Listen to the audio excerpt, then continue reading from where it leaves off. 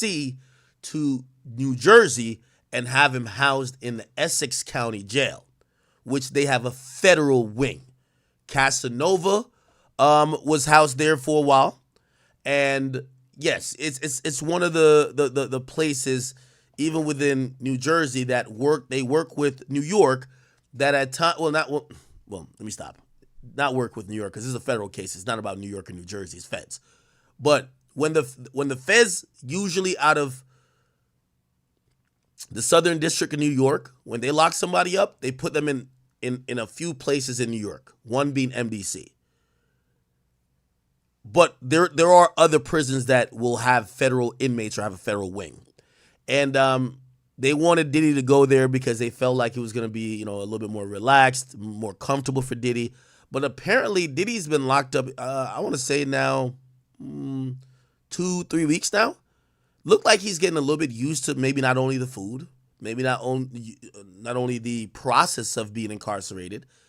He probably has realized, like, okay, obviously it's not the Ritz, but like probably getting to know a few of the not other inmates, because he's on complete isolation for his own safety. They have him on. No, he's probably getting used to some of the COs and probably getting used to some of the guards who have to escort him to a shower or give him his food. So they withdrew their application to actually have him moved to another jail. So Diddy is saying he's cool with being in the jail, or not. Let's not say cool with being in jail, but he's not trying to get moved to another jail, right? So they withdrew that application, and that was pretty much Diddy's lawyer's side. Then the prosecutor comes in, and the prosecutor violates Diddy's lawyer, and they start out by responding to Diddy's lawyer by saying the feds are leaking info and tainting the case. Oh, also Diddy's lawyer said that the feds might have a racist motive, and that's why they went after a successful black man. And if you're wondering where he said that, he said that in the TMZ documentary.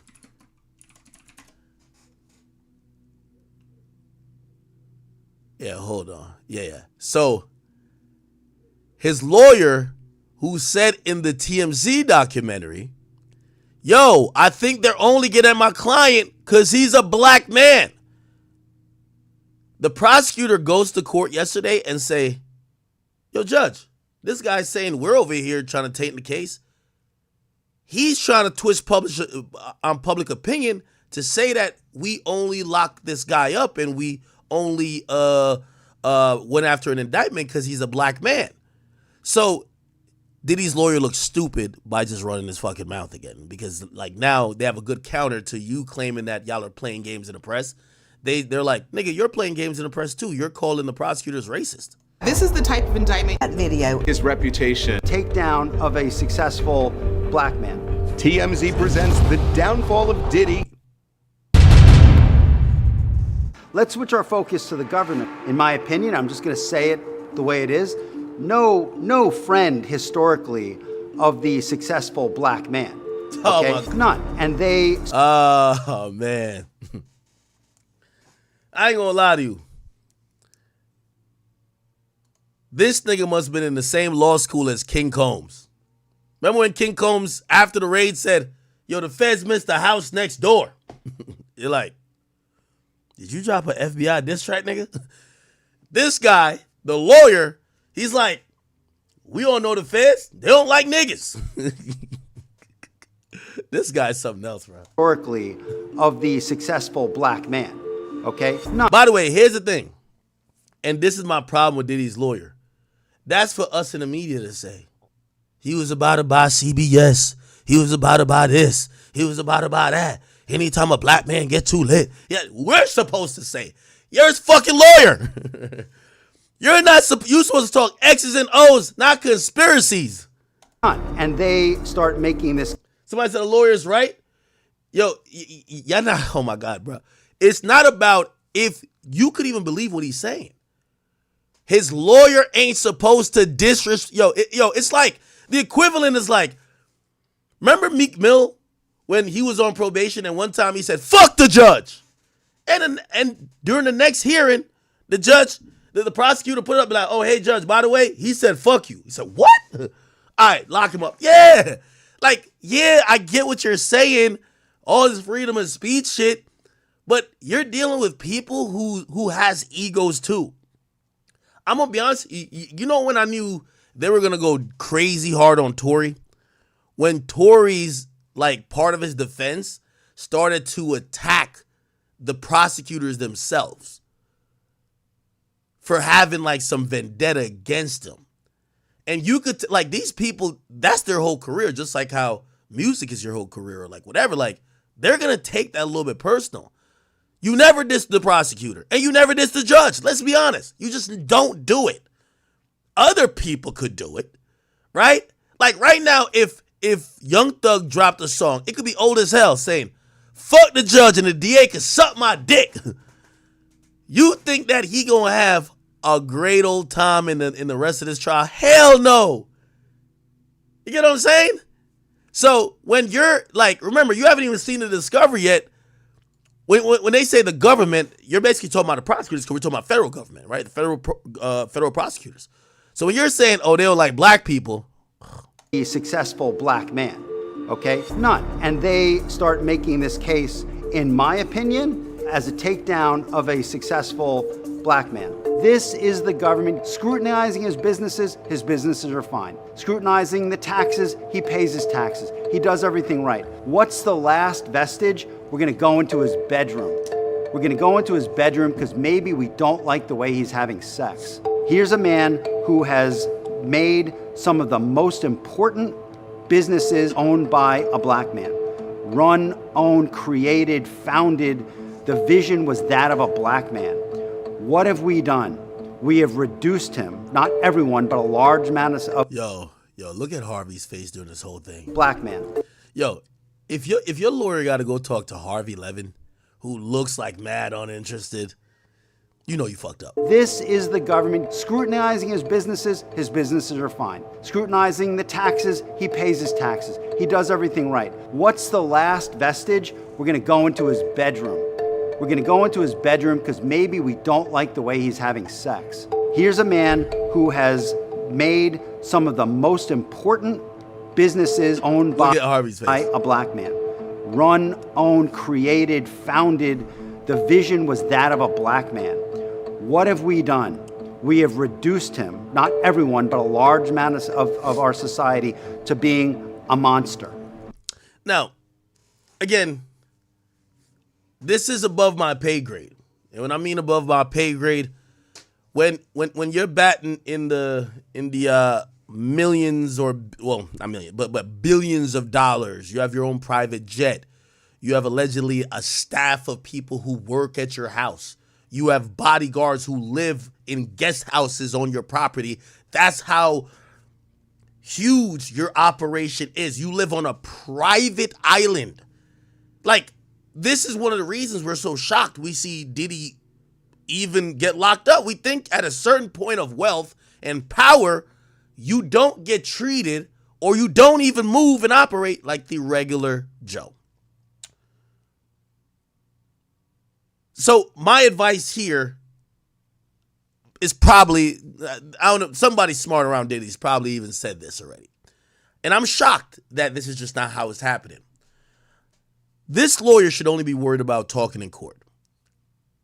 I'm surprised Diddy doesn't have a PR firm with someone who maybe is a legal PR liaison that if they were gonna try to help reverse a narrative or talk to whoever, whether it's Harvey Levin or do a panel on CNN, they wouldn't be the guy who has to talk in court. That, you know what that means? It means that the prosecutors can't say the guy I'm standing across from who's defending Diddy, bro, he's made mad statements out of court and he's doing mad interviews that we could use to say he's running his mouth. Like, I agree with the PR thing because, again, the bigger game being played here is that, let's say Diddy takes this to trial. Diddy is one of the most popular people in the United States, and so many people have seen this video, have heard about this allegation. I mean, for God's sakes, the term no Diddy is a thing. Could they find 12 people who have never heard about this saga at this point that ain't old and senile, who speak English, who has a brain, who probably, which I think we all do now, reasonably uses social media or the internet? So jury tainting is a thing, and having a spokesperson on your behalf to try to reverse that or to call out the lies that maybe would allow for the people who could potentially be on a jury down the line to be like, oh, now some of this stuff is bullshit. You just don't want your lawyer to do it, right? Don't he got to be like, when you go to some of these, trust me, I've talked to a few of these guys. They give you the package, and they tell you, hey, listen. First of all, they hit you with some wild ass money. You're like, nigga, what? You hear the money and be like, for this money, might as well get that person. Yo. But then they're telling you what it comes with. Well, we have the best PR people that man could find. We have the best investigators man could find. We have the best this and third that man could find. And they come with a package. Right? And I'm surprised we're just seeing this one guy do everything. So anyway, I'm expecting a little bit more on that side. And by the way, here's the thing too. Diddy, and by the way, I keep telling you, I hear his burn rate is $2 to $3 million a month in lawyer fees. $2 to $3 million a month. We're going to get to Piers Morgan. But as much as we've speculated about Jay-Z, wasn't it a show of power, right? When Mark Spiro came out and had Piers Morgan backpedal and apologize, remove the fucking clip, and then they come on TMZ and said, we ain't send a cease and desist. We sent an ultimatum. You know what that means now? I guarantee you won't see Jaguar Wright on nobody else's platform but real street stars. I'm probably fucking up the name. That platform, anybody who's making some significant, I'm not saying they're not making some significant money, all major platforms are going to stay away from Jaguar Wright like the plague. You know why? It showed them that Jay-Z's not fucking playing. So I know it might look crazy if Diddy did that now, but if Diddy had a lawyer to like stop some of the blatant bullshit, because we have figured out there's a few things that just don't make sense at all. Maybe we'd be like, all right, cool. Maybe we just got to wait till the actual facts or the about whatever is being alleged come out in court. Because right now, I'm going to be honest with you. If they told me that Diddy sexually assaulted a 3-year-old, I'd be like, well, I don't know. It's at the point that anything they say, by the way, I'm not saying that happened. I'm not saying that happened at all. I'm giving an example. What I'm saying is that no matter what they say, if they told me that Diddy fucked a dinosaur, I'd be like, well, he is rich enough. Maybe he could have teleported and got one back from the past and then brought it back to the future and then fucked the dinosaur and then tied him up and then probably was the one that was on Dave Chappelle's. Like, I believe anything y'all say about Diddy at this point. But that's how much his reputation has been dwindled by all these allegations. And most of these allegations that are, we get his lawyers saying, hey, we're going to have our day in court, but there got to be some type of, yo, that's a lie. That right there is a lie. Yo, I never met this hoe. Yo, what the fuck has this been talking about? Like, there is none of that on Diddy's side, which I think, again, Diddy and Jay-Z is two different people. I think how Jay-Z handled Piers Morgan, if there was going to be a floodgate open about Jay-Z's allegation, anybody or any platform to listen to a Jay-Z allegation from now on are going to ask mad questions. Hey, did you go to the cops back in the day about what you're about to say? Hey, when you speak to us, make sure you use allegedly. Hey, did you you have a police report? Do you have like 2 other people's names that you told the story back in the day that we could, like, people are going to start doing their due diligence because they realize Jay-Z's not fucking playing. You get what I'm saying? And by the way, I was wondering why Jay-Z was being so quiet. Now I get why. Jay-Z was just waiting for a platform that had some money. Like, them niggas over there at Piers Morgan, they're getting the bag. You feel what I'm saying? Everything they're doing is touching milli, 2 milli, 3 milli. They're getting the bag.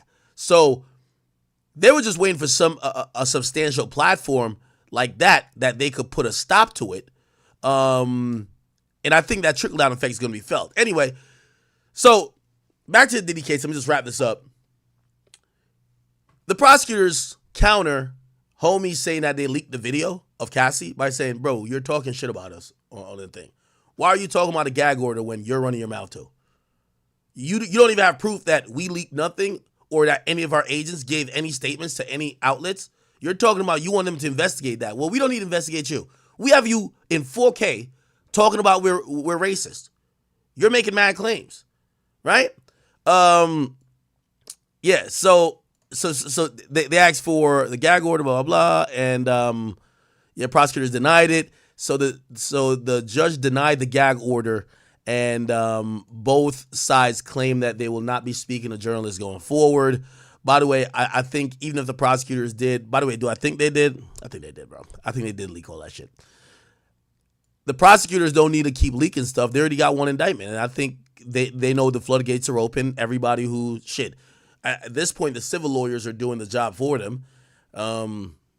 They don't need to do any more propaganda or, kind of like breaking down this guy's image that people could feel more encouraged to come forward. It's already done.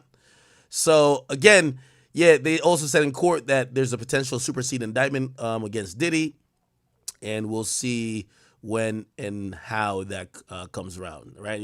Terabytes of data, and he's going to remain behind bars, all right? So the trial is scheduled for May 5th, 2025. They're saying there's a courtroom sketch of Diddy's mother blowing her son kisses. So blowing kisses. Oh, look at this. One thing I couldn't tell, is this the guy in a bow tie right here?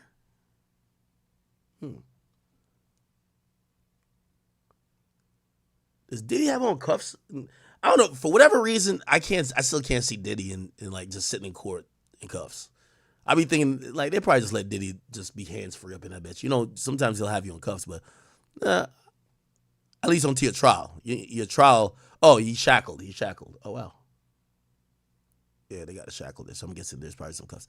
Yeah, they'll have him in cuffs usually until trial, because in trial they're gonna take you out of your prison outfit and let you wear regular clothes and uncuff you, because it'll prejudice the jury if they're seeing a nigga already in cuffs. They're like, all right, the nigga's guilty, right? I'm gonna be honest with you, the demeanor of the family is a little bit changed. It looks like the disappointment is weighing on the faces of Justin, Christian. You could tell they're like, yo, this is a lot. And there was for a while, and I don't know if maybe he's still able to balance this. And I guess this goes off. Someone actually sent me a video. Wait, did he give me the whole video? I forgot. Supposedly the day of or the day before, when Diddy was getting locked up, Diddy had he had this meeting. And he basically gave a pep talk to, I think I have the video or somebody sent it to me. Diddy gave a pep talk to Christian, and he said, yo, you're going to have to carry this torch. Yo, you're going to have to make sure you keep dropping music, keep doing this. And maybe that's why we see him kind of acting the way he's acting a bit. Not here, but I know some people have pointed out that he's still in the club, Harlem shaking. He's like partying with his girl pretty heavily still. Like, I ain't gonna lie, this would probably be the time. I can't tell what he's going through because I've never been there, but I probably wouldn't want to be seen. I wouldn't want to be in the club with a bunch of other people while my father, who has basically laid the palette for all my, my career and life trajectory, is getting persecuted. I wouldn't want to be seen, analyzed, and then that video of me being nonchalant being disseminated online where people are now looking at like, oh, he's unbothered. You get what I'm saying? So maybe that was him taking Diddy's words. It was like I think it was like a couple minutes of Diddy saying, yo, you have to keep this going. And he was giving him tips like, yo, remember, you got to do this, you got to do this. yo, we Combs. You got to know how to, basically do that flashy over the top shit, right? So maybe that's what's going on. Anyway, you can see it in their faces walking out. Like, this shit is weighing on them, and we should probably hold them in our prayers. But even saying that, we have to hold the victims or potential victims in our prayers as well, right? Okay. So that was pretty much the hearing. Now, if you're wondering what's going to happen next, there's going to be a conference, another one. And this status conference is going to be on the 18th of December. And it's going to see how far everything is. Hopefully by then, discovery has exchanged hands. That is the goal. Once discovery has exchanged hands, eventually it's going to get to a point of maybe conversations with the government. By the way, so, let me really back in a little bit. The bigger takeaway, and I'm just thinking outside the box here, by December 18th, this next conference, we're going to see the superseding indictment. So I look at this more of a put up or shut up time, right? Because this conference isn't needed if you're going to indict him later with more charges, because there's no way they can prepare for trial in 6 months. So I think we're going to see before then or on this date that there are new charges being announced. And by the way, I think even before then, maybe end of this month, next month, that the superseding indictment is coming.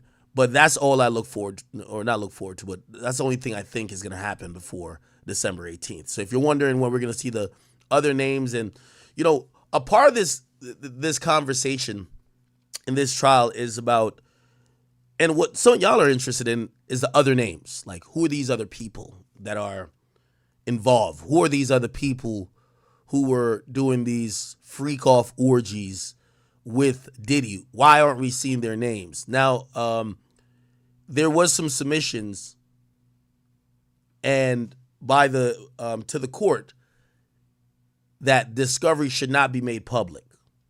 I don't think it's been directly addressed if, because if you say these people's names in court, even if people don't have the discovery in hand, if they be like, yeah, this is when he R-worded her, I won't even mention the rapper's name, like R-worded her and this rapper was in the room, like that's going to be crazy if it's a rapper that's out, right? They haven't addressed how they're going to do the other names, or if there's going to be details that include other rappers. Will they just be filed under seal? This is obviously a big issue for the other people who might be affected. If you're not charged, or even if you're an unindicted co-conspirator, or not unindicted co-conspirator, if you're just someone who was just around and they don't say you're part of anything, right? But if your name gets brought up in this trial, you're going to be looked at as a pariah too. So we're going to see, I actually believe that the lawyers of, I don't want to name any rapper, but the lawyers of some of these rappers, if these rappers are still in position and they're lit out here, they're probably going to approach the court, obviously if they've gotten subpoenaed or whatever, but approach the court, or maybe do some proffers where it might be, hey, listen, I'll give you this information, or I don't know, maybe they had some tapes. I'll give you this tape, but make sure I am redacted or listed as like individual. Make no mention to who I am, because that is what y'all kind of want, right? Y'all want to know the other people in the room, the other people who was getting their dick sucked by Cassie. I know y'all want to know it. Shit, if I was one of them people, I would have my lawyer just like talking to them already to try to make sure they can make sure especially if you're not going to get charged, but you used to be doing, I don't know what type of freaky. Say you're one of them rappers who Diddy used to fuck you consensually, right? And after Diddy fucked you, he fucked Cassie, right? Shit, you don't want that shit to be known.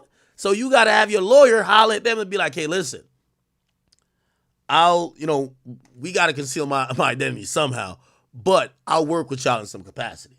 You get what I'm saying? Like, trust me, some of these people are going to work to conceal their identities. Like, your name get brought up in this, like, you look crazy. All right. While that's happening, so that's what's going on the legal front.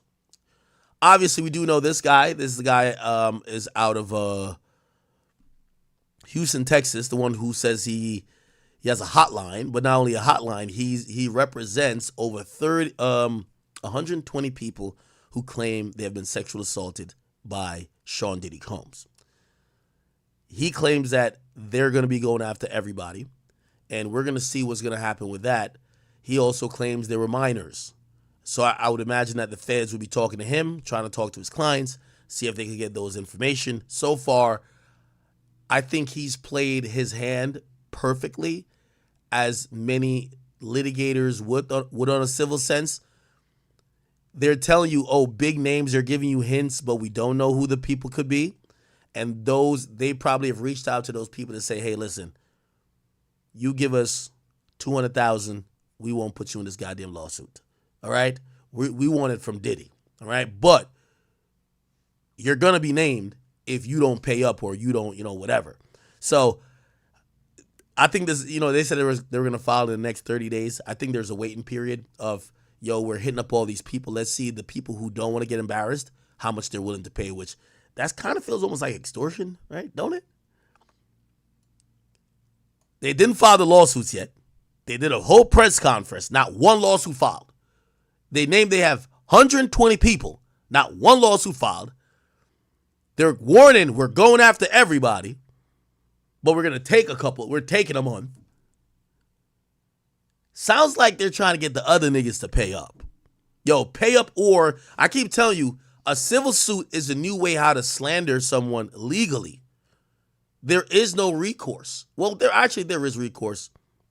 There is, like anti-slap laws and things like that, which are, legal ways to penalize frivolous lawsuits. But when it comes to situations like this, could these be seen as frivolous lawsuits? Because even if someone consensually, and I'm not saying this is anyone or whoever, but I'm just making this up. Even if someone consensually had sex with Diddy and are now suing him saying Diddy R-worded them, how do you know? You can't just throw it out. You got to at least try to go through it, especially if they did. There's pictures of them hanging together. So this is the new way of kind of slandering somebody. And I think people are going to pay up. I think that's what's happening. I don't know if you've seen these new articles that came out. I want to read to y'all these. This is some nasty work, chat. Very nasty work. Look at this. Look at this. So,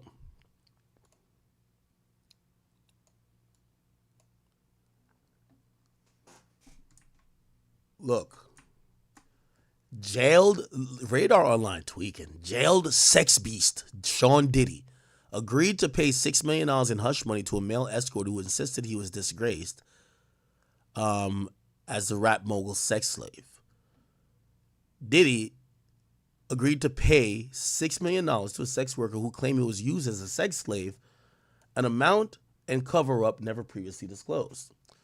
Radar.com can reveal the hush money deal went to a man who claimed he was hired to have sex with Diddy and the ex-rappers Cassie Ventura, according to the deal. The non-disclosure agreement was designed to bar the sex worker from discussing the drug-induced tryst with Diddy or disparaging him or Ventura, the source said. The escort and his Florida-based attorney approached the rapper, who has been accused of racketeering and sex trafficking and transportation to engage in prostitution several years ago, and negotiated the payment in return for his silence. It settled the individual's legal claims against Diddy, including misconduct and trafficking. Radar Online has chosen not to name the man, who said he's an alleged victim of the sex crimes. But sources can confirm the man ultimately telling his story to federal prosecutors and recently testified before the grand jury, which is considering filing more charges against the beleaguered Diddy. The previous unreported settlement was negotiated on behalf of Diddy by Mark Garagos. That's also interesting. Remember, his daughter is now representing him. The famed LA attorney who had previously represented Michael Jackson. This sounds like the guy, right? Is this the guy? Like, it doesn't name the person, but it does sound like this guy that was talking about. I don't know if he ever said it was 6 million. Sex worker Diddy. Yeah, this guy right here, right? Puff Daddy. Yeah. P. Diddy, whatever you call himself these days. Yeah, go ahead. It is one of the strangest. Here we go. Came back and I seen him for the Olympics and won. But they did Mark Garagos and Ben Mercedes were his attorneys, okay? And Christopher Leon's here was my attorney. They asked me to turn in that, which was the video recording, and I did. Now, supposedly this was for the Diddy thing, right? This guy had admitted he was a sex worker. I also want to mention here, and we're going to get to a little bit of Jaguar, right? Piers Morgan, as I promised. Mental health also has to be acknowledged and addressed while we talk about these claims. For example, I don't think Cassie's mentally unwell. Some of these people are mentally unwell. This guy, he's sitting here in this outfit speaking to the Miami-Dade police because he went in one of Trump's like golf resorts and shot the place up. So we can't act like these are just people who are just like strolling into the police station like as a regular law-abiding citizen, like, hey, let me just tell you something about how Diddy had me sex working. Like these guys are, this guy's batshit crazy. You know what I mean? Like if we're analyzing this action of, you know, interview with man who shot up Trump. I think it was Trump Doral. Jonathan Odie. Yeah, that's fine. Jonathan Odie. Let's see. Look. A new man accused of opening fire inside of Trump National Doral appearing Again, we have to, you know, and even with some of the Jaguar right stuff, we have to keep in mind what is the mental wellness of these people making these claims? And I'm not saying it invalidates anything they're saying, even if they might not be the most mentally fit person, but we got to push it in perspective. in court today. Jonathan Odie facing several charges. Police say he started yelling about the president, then fired shots in the hotel lobby. Local 10 News reporter Madeline Wright has been there. She was there when Odie faced a judge. What bond are you seeking? Because I don't think $20,000 is high enough. The judge raised Jonathan Odie's bond to $1 million for each count of attempted murder on a police officer. Police say on Friday he opened fire inside President Donald Trump's luxury hotel. Sir, I'm ordering that you stay away from the Trump National Doral Hotel. Police say that's where Odie stole an American flag from, and that he went into the lobby yelling anti-Trump remarks before shooting the ceiling and chandeliers. Police say he then got into a gun battle with responding officers who shot him in the legs, sending him to the hospital. There were more than, I believe, two uniformed officers, in addition to the unarmed security guard who threatened to kill as well. The 42-year-old is also charged with aggravated assault, burglary, criminal mischief, grand theft, and creating a false fire alarm. The last one he actually admitted to when his public defender tried to get the charge dismissed. I didn't see necessarily the alarm pushing, but that might I did push alarm. The nigga said, I did that. I did that. I did that shit. I did that shit. I don't know what y'all niggas talking about. I did that. I didn't see necessarily the alarm pushing, but that might I did push alarm. You know, sir, everything's being recorded. If you want to speak, it's fine. I'm happy to listen. Your attorney turned the microphone off, though. Probably a wise move. You looking at the attorney like, nigga, I might kill you next, nigga. The fuck you got going on? Because it's going to be long. Okay. By the way, here was the full video. This was the video of the shootout.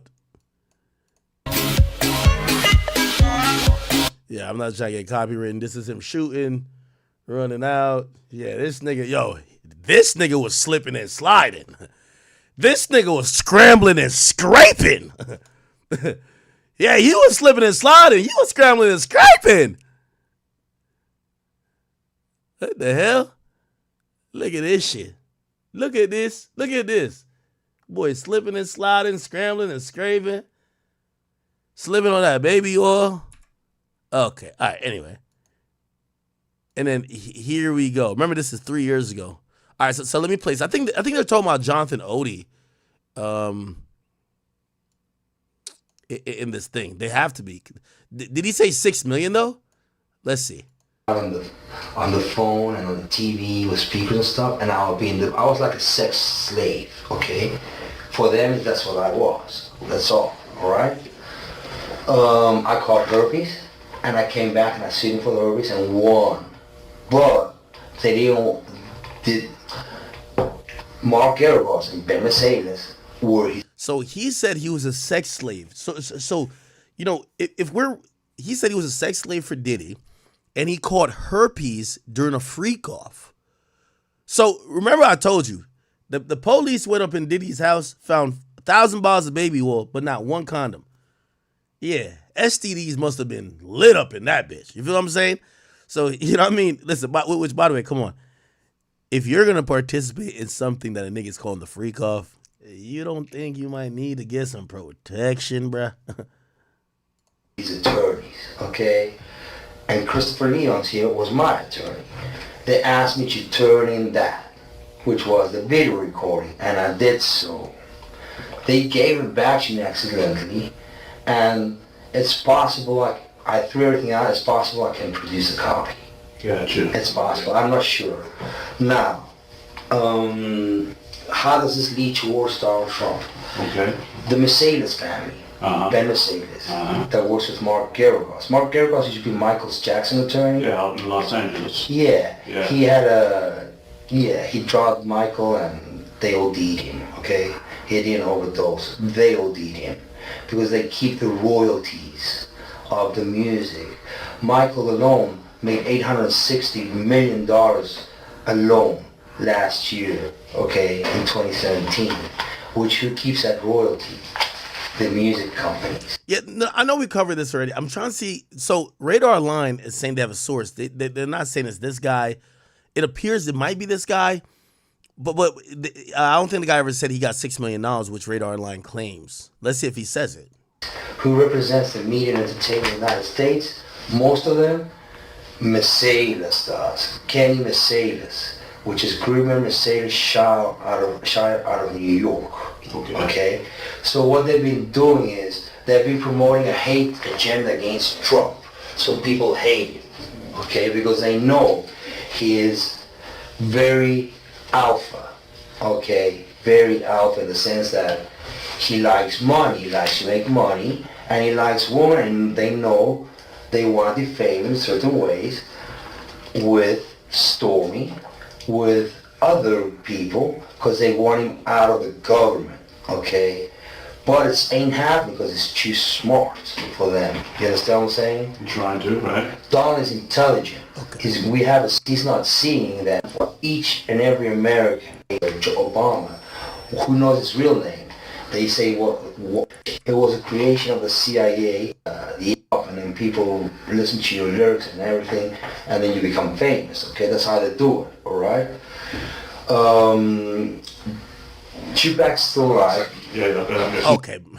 You see, sometimes we be listening to the shit that make ours, whatever narrative we want to go that they're saying, right? Oh yeah, he said this. The nigga said Tupac's still alive, bro. Come on, dog. He's in Cuba. Mm-hmm. He's in Cuba. Basically, what happens is the following. The hip-hop agenda is an agenda to move drugs all over the United States. You need to involve the Sean, okay? And he belongs to that agenda. That's why he's so famous. They land all the contracts. It's his attorneys. Okay, all right. So we kind of played that already. So I'm not sure if this is talking about them.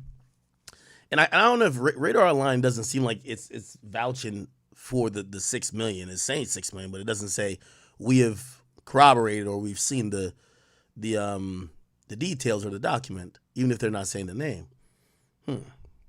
Okay.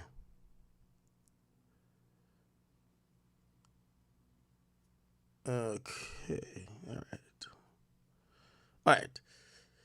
So we hear about that $6 million thing, and then we hear about another thing. And this is from Radar Online. Right? Actually, I guess both are from Radar Online. Yeah, both are from Radar Online. It says 2 shameless A-list Diddy pals who once lived and partied with the disgraced mogul infected innocent women with herpes. Now, they don't name the people, but it said 2 of Diddy's pals had rigorous and unprotected sex with at least 3 women without disclosing they were stricken with the sexually transmitted disease herpes, leaving one so sick she was hospitalized. That was the bombshell finding of an exclusive Radar Online probe dismantling a tangled web of A-list sleazeballs connected to Combs, including one high-profile friend who even settled a $1 million lawsuit after infecting a sex partner with the incurable virus. The hitmaker, who is one of the jailed rapper's closest allies, at one point even lived with him, exposed an innocent victim to herpes around 2009, documents obtained by this website reveal. Both award-winning megastars have boasted about attending the Bad Boy Records founders' parties, which federal prosecutors and witnesses have said devolved into sex orgies or freak-offs at mansions or in hotel rooms guarded with heavy security. They also involved heavy drug use, gallons of alcohol, and large quantities of baby oil and lubricant, it has been alleged. As part of this investigation, Radar Online obtained 2 previously filed lawsuits, one between a British-born star who got his start in the music as a teenager and the other, a musician turned television famous face and his stylist. What? The celebrity was first exposed to herpes in 2009, legal papers showed. In a disgusting revelation contained documents of a greenish discharge once oozed from the performer's penis. What the fuck? Who at one point tried to calm his victim by telling doctors had labeled him an asymptomatic carrier. The male star later convinced his illicit lover an STD examination result was negative, and the pair continued to engage in unprotected sex. Believing the celebrity statements that it had been nothing and cleared up, she continued the relationship. Their romps went without a hitch until 3 weeks after a passionate hookup when the victim, whose identity is being withheld, woke up feeling very sick with a fever of 100 degrees, chills, headaches, and aches and pains.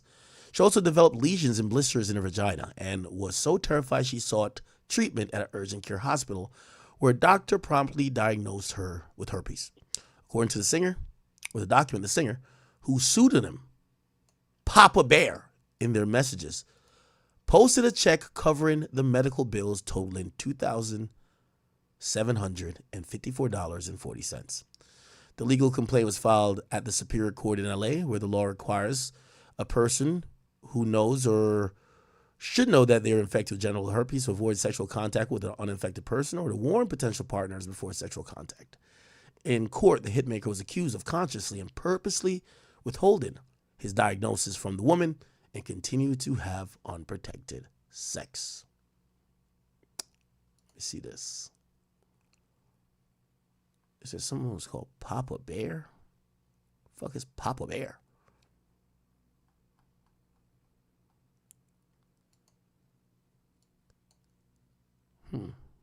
Okay. It was also revealed after his partner confronted him for infecting her, the sex fiend called her 2 days later with his doctor, who grimly confirmed he carries the herpes virus. Her test result confirmed a first-time infection. A file in their settlement obtained by Radar read, in a series of telephone conversations and online chat sessions, the singer has apologized for infecting her and told her he would take care of things. In a declaration, the victim said that her health and her body had been ruined, and she has suffered severe emotional distress and been extremely depressed, knowing there's no cure. The Diddy pal eventually settled with his paramour in December 2012, paying $1.1 million in damages. But his conduct didn't end there. A second case In the second case, the same friend of the jail musician had a extramarital romp with a woman who was remarkably, at the time, a friend of his current wife. The fuck? She alleged the pair hooked up in 2017 in Atlanta behind the wife's back, where she performed oral sex before having intercourse without protection. The court filing, they had sex 12 days later in the New Orleans hotel room, didn't use a condom. Like this sleaze merchant, damn. The British-born friend of Diddy, who attended one of the first infamous party as a fresh-faced teenager, avoided public embarrassment with a secret payoff to silence his accuser.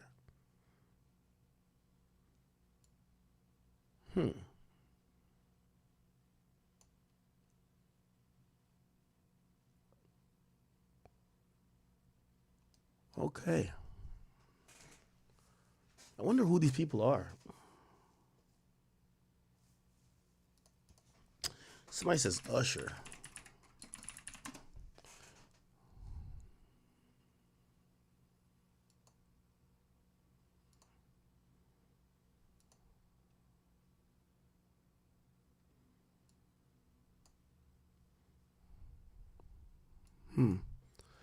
His was dismissed in 2019. Did this say 2019? Guess we're playing a guessing game at this point, right?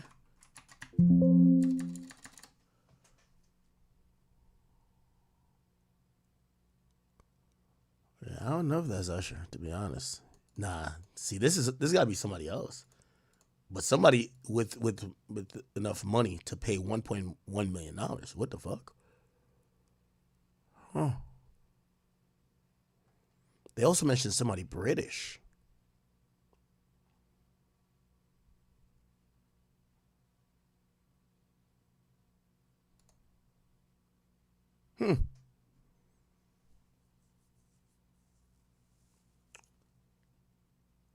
Interesting. Yeah, we don't know if it's Usher. Somebody said it was Russell Brand. Somebody said 21 Savage. Stop it, bro.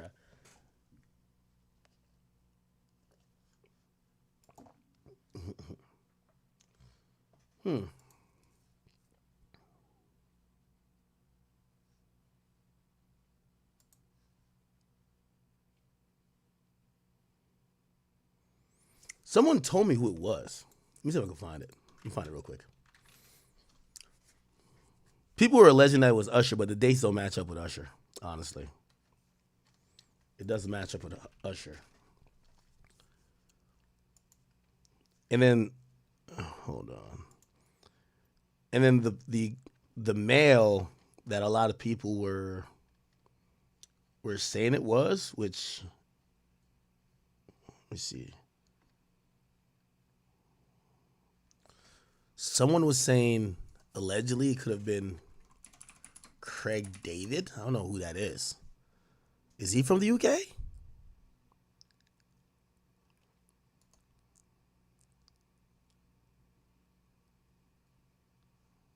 Nah, this don't make sense. Does he know Diddy?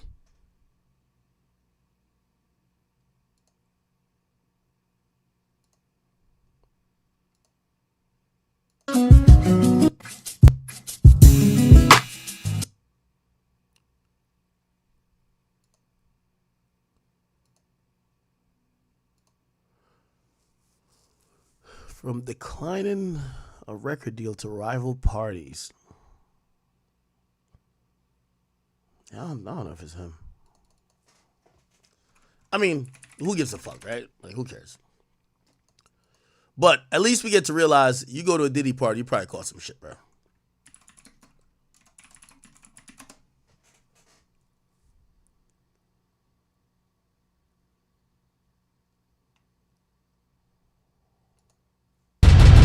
I was 17 years old. Oh, so these were all aspirations. You know, you're trying to kind of change things in your life. Are you still currently celibate? And how has that been going?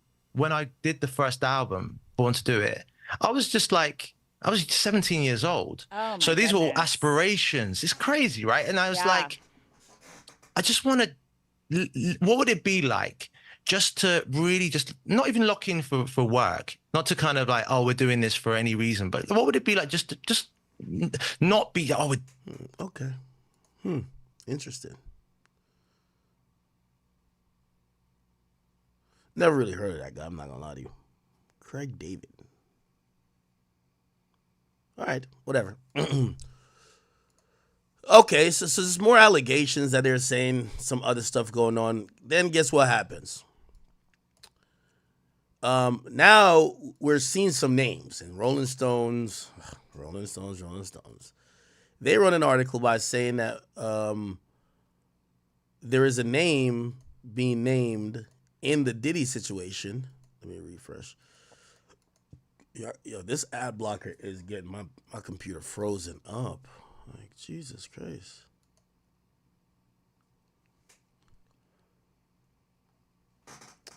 I'll go to another site. Sean Combs Jodeci. Apparently there is a they basically named someone from Jodeci.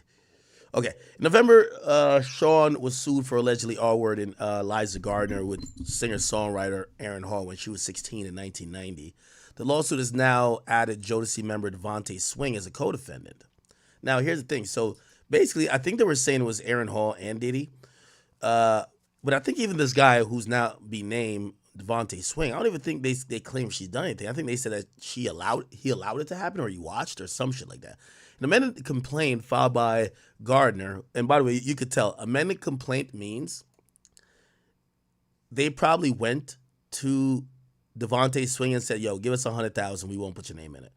He probably said no, and they amended the original lawsuit to just include the nigga's name, right? Like, Jesus Christ. In the amended complaint filed by Liza Gardner's attorneys and obtained by Rolling Stone, it says that Swing, born Donald DeGrot, was present during the assault. According to the magazine, the complaint reads, unbeknownst to Miss Gardner at the time, defendant Swing was in the room when this assault took place and did not take any steps to prevent the abuse from occurring. What?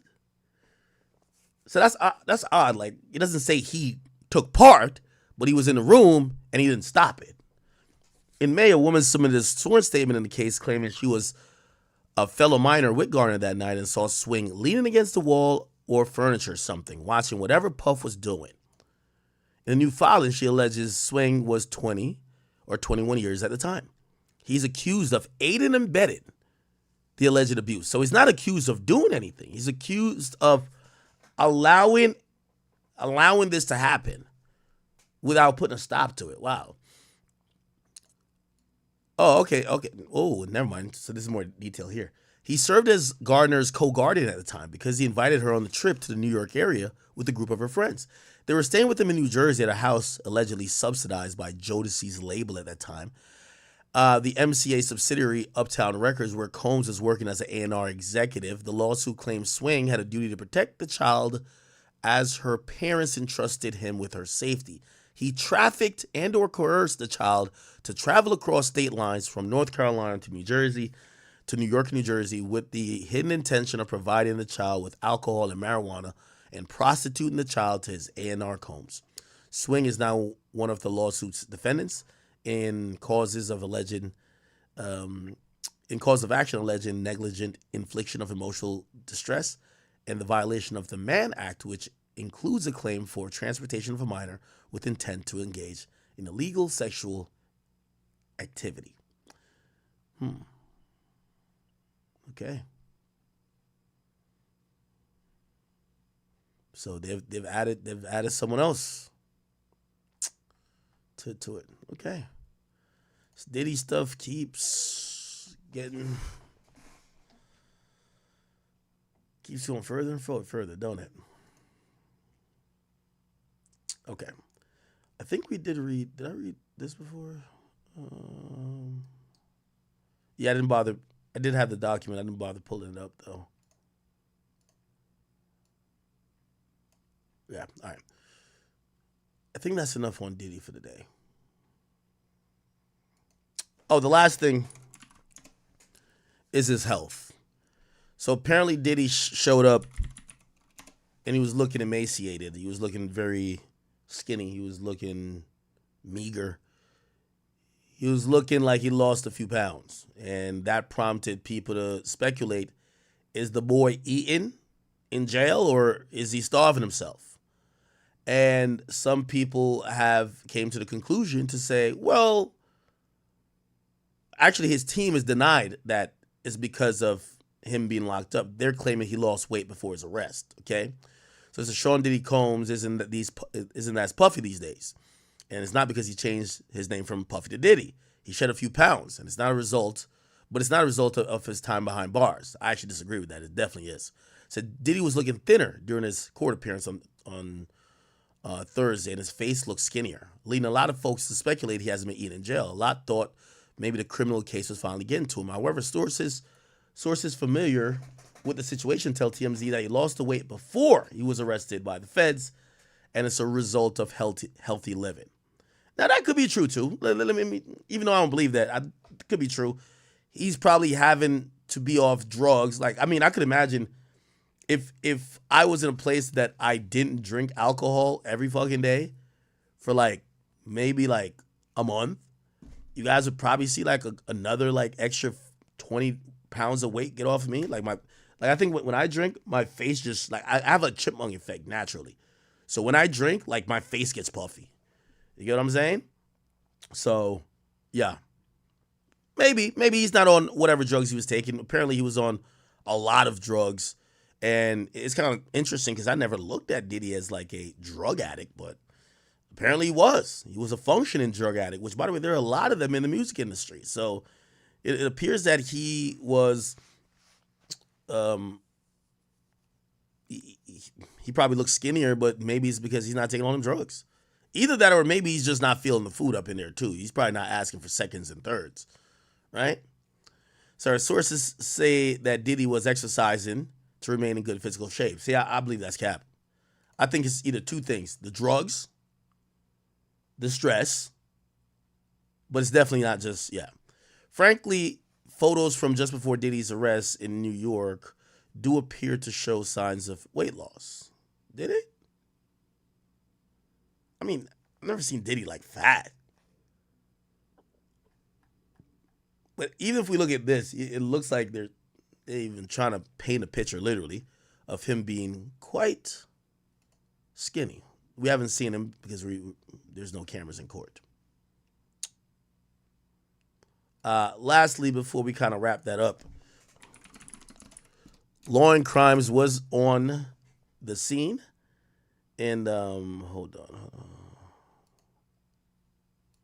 It's been nearly a long time off, and much of job. But the institution did improve on many areas to include sanitation, and more specifically, as it relates to our relationships with our stakeholders. Okay, so this is a former deputy of MDC Brooklyn, the place. So a former deputy warden of MDC Brooklyn. So that's where Diddy's staying. He's kind of giving an update on what probably what his 23 hours inside that jail cell looks like. More specifically, our public defender's office and the judicial districts of the Eastern District of New York and Brooklyn, as well as our Southern District of New York partners with the U.S. Attorney's offices and the judges' offices. So, but yeah, they've had some significant challenges, but they've also housed some of the most notorious terrorists, drug lords, and other folks who are facing high-level crimes.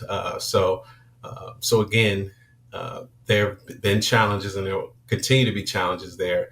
But when it comes down to taking care of business and keeping people safe, I will say that they've done a great job at doing that over the years. Besides the conditions, talking about the safety of people, that's something that P. Diddy's lawyers have highlighted, saying that in the past there have been suicides there, some murders. Apparently, some corrections officers have been charged criminally. What would you say? Is it a safe place to be for these inmates? Overall, I would say yes. Throughout the history of corrections and jail operations, there have been suicides and homicides. I will say, as a deputy warden there, I did experience inmate suicide while I was there as acting. Probably, I'm not sure if he has any prior criminal history or any other periods of time incarcerated, which means his movements is restricted, and you go from very large mansions where you have staff and personal chefs and people who work for you are there available to you to get you all the things that you want and desire and need on a day-to-day basis, and then all of a sudden now your movements are restricted, and you're placed in a 6'8" by 8 feet cell, and you're probably going to be secure in that cell 23 hours a day. And then when you do move out, whether it's for medical treatment or recreation time, he's probably going to have 3 staff members with him, and he'll be in handcuffs. So the sheer shock of being in that predicament, and then the charges that he's facing, that could have taken a quick mental toll on him. And when clinicians place someone on suicide watch, whether it's verbal, written, or physical attributes of presenting yourself as suicidal, that individual will be placed on suicide watch. They'll be given a smock to cover their body, a blanket, and depending on their history of potential suicide risk, if they've had attempts in the past, specifically for hanging, they may or may not be giving undergarments to include underwear and socks. So again, it's not unusual for a person to maybe show signs of suicidal ideation, especially when you're facing these type of charges and never having your movements restricted, especially. Okay. All right. Really, the video I wanted to play was the update. They were outside court, which, by the way, I ain't gonna lie, law and crimes, they be doing a fantastic job. Let me see if I could go show y'all that. Where was it?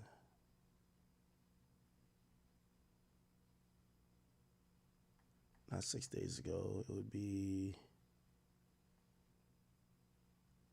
Oh, here we go. Sean Diddy, we are going to go live to outside of that federal courthouse because our very own Elizabeth Milner is there from the man himself, Sean Combs. Yo, they got this shit like a fucking mall. Like, there's so much activity. Obviously this is the Southern District U.S. Courthouse, so like they have a lot of big cases currently, but wow. Yeah, Jesse, it was pretty interesting because I think, we have seen many photos, videos of Sean Combs, a.k.a. Diddy, through the Associated Press, through Instagram. And so to see him kind of in person after being in jail for 3 weeks now was pretty interesting, to say the least. And I say that by being that you would expect him to feel a little defeated, a little gaunt, anything like that. But it wasn't that case. He appeared confident. He stood tall. But most importantly and most notably, when he walked inside the courtroom, the first thing that he looked at was his family.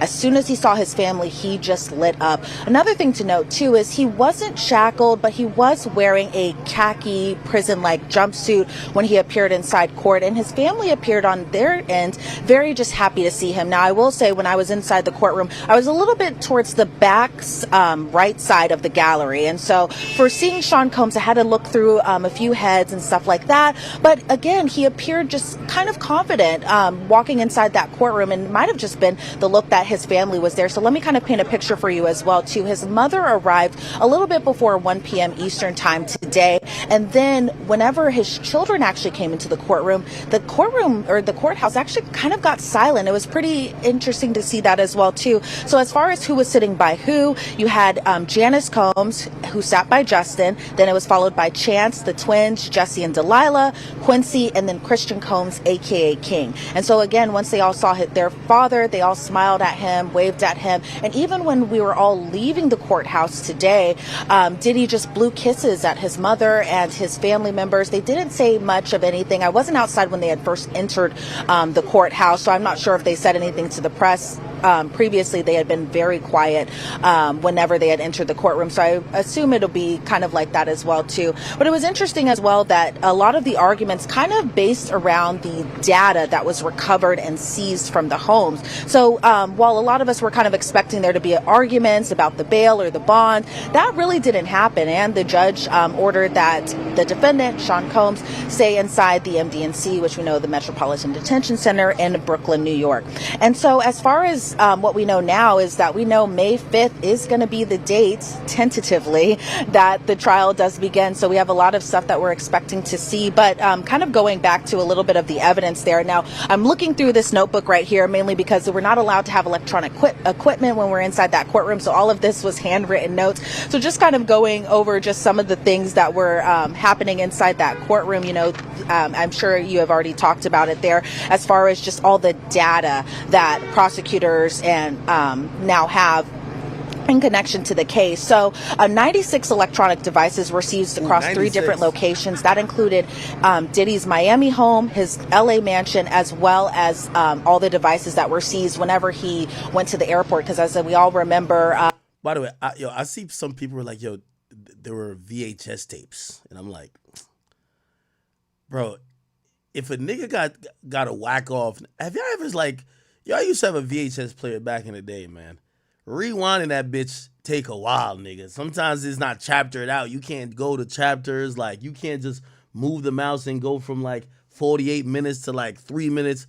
So if Diddy was that committed to keeping all this type of data or these videos from like the 90s or whatever he was having them freak offs, he would just put it like, fuck, even if we put it on a DVD, or nigga just get it into digital video format. Turn it into a .mov or a .mp4. Like, what the fuck? You're not going to just be like walking around like, oh shit. Remember that one time I had that motherfucking freak off with, like, I don't know who he was dating back then. Nah, nigga, I would think he would at least have them transcribed or something. When the search warrants were happening, he was actually boarding a flight with his twin daughter. Somebody said a VHS tape unhackable. But bruh, I don't know how y'all niggas watch porn now. Nigga, I be having 96 tabs open, nigga. You can't have 96 VHS tapes going, nigga. That's what I'm saying. Like, yo, we modern now. So that's why I would be thinking he would get the old footage just put into new formats that, yeah, you know? And you don't want to have like a bunch of like VHS tapes. Like, come on, bro. Including, and I believe Chance was there as well too, his 18-year-old daughter now. When they were, the search warrants were happening and Diddy was caught up at the airport, they did seize different devices that time as well too. And so the data mainly still has to be extracted. Now, the government was kind of talking about just some of the devices are a little bit older, so the government in turn is kind of catching up to the technology there. But they say at the airport they seized 9 different devices. 7 of those have been extracted so far. At Miami, 36 different devices were seized, 29 were extracted. And in LA, 51 devices were seized, 24 have been extracted, excuse me. They say the 8 terabytes of data, that information could come about in the next 2 weeks or so, and they're working on the production, another production of the subpoena returns. And so the defense pretty much didn't object to too much inside the courtroom today. Agnifilo also appeared kind of confident during his arguments. I know a lot of people were kind of expecting for the bail or bond argument to be happening, but that didn't happen, and it appeared that the defense kind of, you know, excuse me, I'm trying to find the right word here, but they were pretty much complying with all the prosecution's arguments and plan to kind of have everything all good and set to go by May. Now, by the time the end of the year is to happen, I forgot like one big turn right here. They did mention that a potential superseding indictment could come. Now, obviously that hasn't happened yet, but the investigation is still ongoing. And so, you know, we don't know a lot of information as far as what that could look like, but it appears that we could expect more charges to come later on, potentially by the end of the year. That is what we've been echoing a lot, that we wouldn't be surprised if there's a superseding indictment, and I don't know. I don't think that May date is going to stick if he's hit with additional charges. That's just my guess. Elizabeth Milner, thank you so much. Great reporting, and happy you got a chance to be in that courtroom and also lay out the scene for us as well. Really appreciate it. Thanks. Good seeing you. Thanks, Jesse. All right, so now we're going to break it down. Okay. All right. All right, good. We're kind of off of that, but we're kind of sidestepping slightly.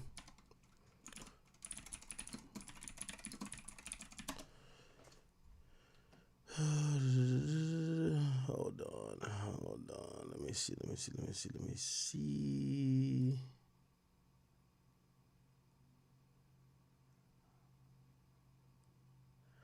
All right. Wait, give me 1 second. Wait, where the fuck is this thing at? I think this...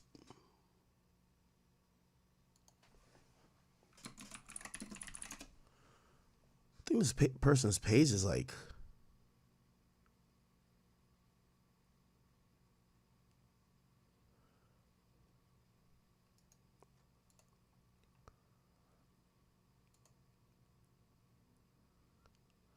Anyway.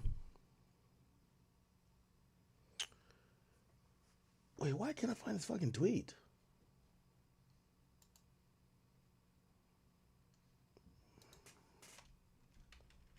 All right, I have to send myself a tweet. Chad, I ain't gonna lie, man. The industry right now is in shambles. There's a lot of shit going on. It's gonna be up to us. Well, not really up to us, but a lot of these things aren't. There might be frivolous cases that come out of it, but we're not gonna see everybody get indicted this and third. So it's kind of up to you. It's like, do you believe some of this shit, or do you think some of this shit is just cloud chasing or money chasing?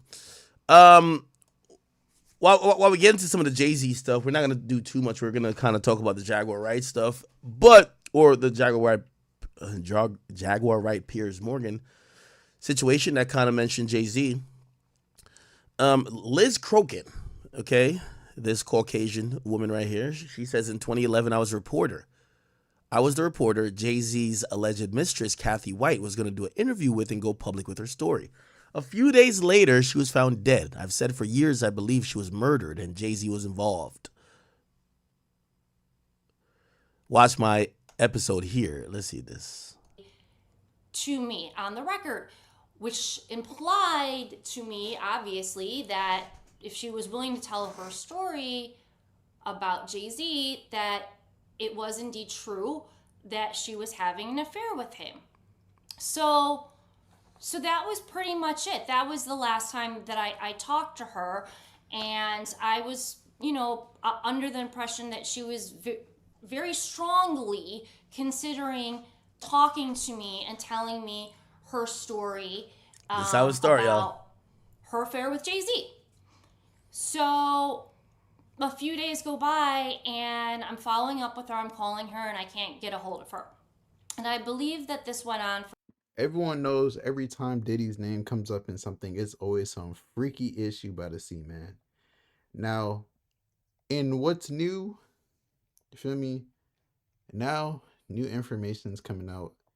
Diddy lost a lawsuit where he essentially owes $100-something million. That person, I'm not gonna lie, bro, you're never seeing that money. It's sad to say. You're never ever seeing that money ever. Yeah. Is the diddler. You're never seeing that money. Got some of the best lawyers in the world. He's a billionaire still, supposedly. You feel me? He's liquidating his assets now, selling houses and doing all that. But bro, you're not seeing any money. Like, Diddy's, the only reason he won the case because Diddy just never went to court. That's it. But it's your boy Big Act News. Make sure you like, comment, subscribe, and let me know how you guys feel about everything. And I'm out.